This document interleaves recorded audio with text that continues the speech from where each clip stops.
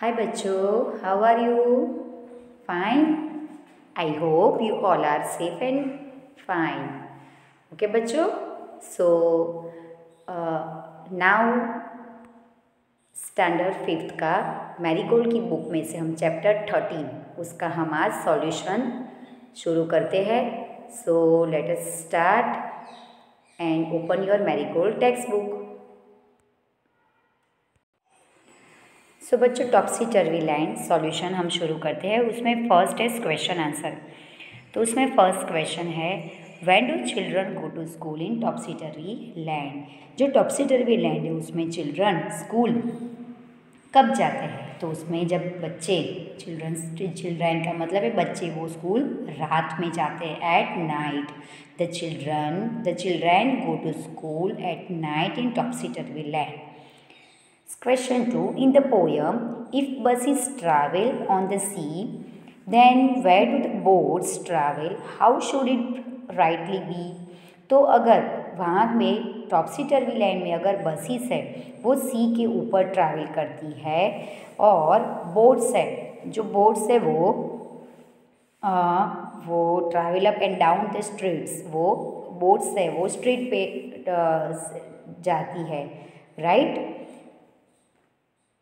तो ये क्या राइट है. तो boat should rightly be in still water. की बोट तो कहाँ चलती है, वो वाटर के ऊपर, राइट. लेकिन वहाँ पे बोट वो स्ट्रीट में चलती है, रोड के ऊपर. और जो बसेस है वो पानी में चलती है. आगे देखते हैं. The topsy turvy land is very difficult from our land. तो टॉप्सी टर्वी लैंड है वो हमारे लैंड से बहुत ही डिफ़िकल्ट है. तो उसमें क्या क्या कंपैरिजन वो है अलग अलग हमारे लैंड में और टॉप्सी टर्वी लैंड में डिफरेंसेस क्या है. तो ये डिफरेंसेस यहाँ पे दिखते हैं बच्चों कि people walk on their heads. Topsy turvy land में जो लोग हैं वो अपने हेड से चलते हैं और यहाँ पे हम लोग कैसे चलते हैं, अपने पैर से. People walk on their feet. Second number है the buses run on the sea. वहाँ पे जो बसेस है वो सी का मतलब समुद्र के ऊपर वो चलती है, राइट. एंड यहाँ पे जो बसेस है वो हमारी लैंड पे चलती है, मतलब ज़मीन के ऊपर. They wear their heads on feet. वो लोग जो हेड्स है वो अपनी जो हेड कहाँ पे पहनते हैं, वो पैरों के ऊपर पहनते हैं. और यहाँ पे हम लोग हेड अपने हेड के ऊपर पहनते हैं, राइट. आगे देखते हैं. Boats run on the street. तो जो बोट्स है वो स्ट्रीट में चलती है और यहाँ पे जो बोट्स है हमारी वो सी के ऊपर चलती है, सी के ऊपर वो जाती है. पीपल पे for what they don't get. कि वहाँ पे जो लोग हैं वो उसके पैसे देते हैं जो उसको कभी नहीं मिलती है. और यहाँ पे हम लोग जो पीपल को जो चीज़ मिलती है उसके हम पैसे देते हैं. जैसे पीपल पे फॉर वॉट दे गेट, वो जो जी उसका ही देते हैं कि वो लोगों को जो मिलता है. आगे देखते हैं क्वेश्चन 4 के the words in the sentence are jumble here. तो ये जो सेंटेंस है वो रीअरेंज करके आपको लिखने हैं.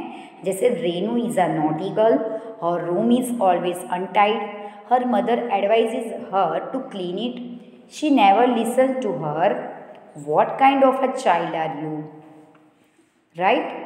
तो रेनू है वो बहुत ही नॉटी गर्ल है, उसका रूम बहुत ही गंदा होता है हमेशा. उसकी मम्मी उसको हमेशा सलाह देती है क्लीन करने के लिए, वो कभी भी उसकी मम्मा की सुनती भी नहीं है. वो कैसी एक what kind of a child are you, कि वो एक कैसी बच्ची है उनकी, राइट. आगे write 5 sentence to make your home look neat and clean. जो आपके घर को क्लीन रखने के लिए आप कौन सी 5 थिंग्स करोगे. तो I sweep the floor 2 times in a day. तो दिन में 2 बार हम झाड़ू लगाएंगे. आई मोप द फ्लोर, में पोछा लगाऊंगी. आई arrange the house hold things in proper order, मैं मेरे घर की सारी चीज़ें अपनी जगह पर रखूँगी. I spray air freshener in all the room, मैं मेरे रूम में एयर फ्रेशनर स्प्रे करूँगी. I wipe down the mirror, मैं मिरर को वो क्लीन करूँगी मैं, right. Let's imagine a topsy turvy scene and describe it in the lines below. तो one day when I was studying late night for my exam, I saw that the books were flying in my room, the lamp was singing a melodious song, suddenly the lights started blinking and there was a rain outside. The table was running after the chair was playing a guitar, the topsy turvy scale blew my mind off. कि अचानक एक दिन जब मैं देर रात तक पढ़ रहा था, तब मेरी बुक्स अचानक रूम में उड़ रही थी। जो लैंप है वो सॉन्ग गा रहा था।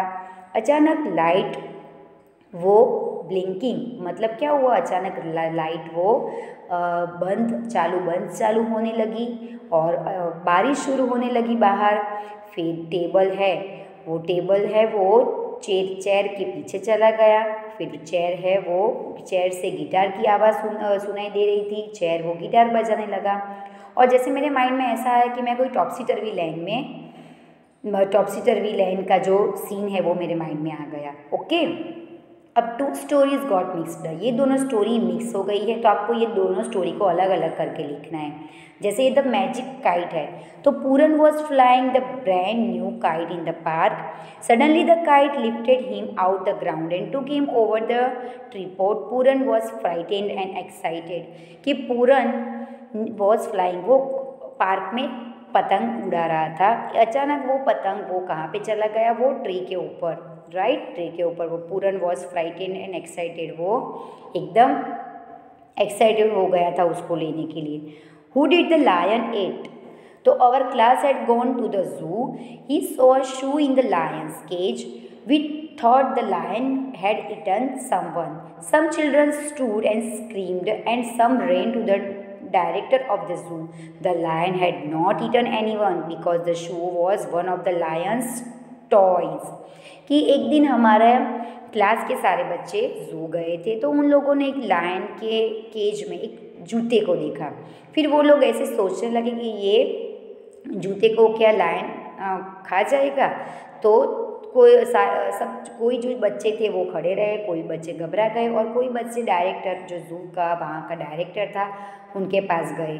और लेकिन जो लायन था उसने वो ईटन एनीवन, उसने कुछ भी नहीं खाया, क्योंकि वो उसके लिए वो क्या था, लायन का तो एक खिलौना था, राइट। शूज़ जो होते हैं वो तो एक लायन के खिलौने की तरह होता है, राइट बच्चों। तो ये हमारा यहाँ पे सॉल्यूशन बच्चों ख़त्म होता है। आगे आपको अभी नेक्स्ट पार्ट में फिर से मिलेंगे। ओके, तो ये आपको ये बुक में एक्टिविटी ख़त्म करनी है और उसके क्वेश्चन आंसर और न्यू वर्ड्स नोटबुक में लिखने के हैं। तो आई होप आप उस घर पे सब उसका रिवीजन करते होंगे, राइट बच्चों। आपको ये लर्न करना है, उसकी प्रैक्टिस करनी है और आपको उसका याद करना है। सो बच्चों, till then take care and bye bye.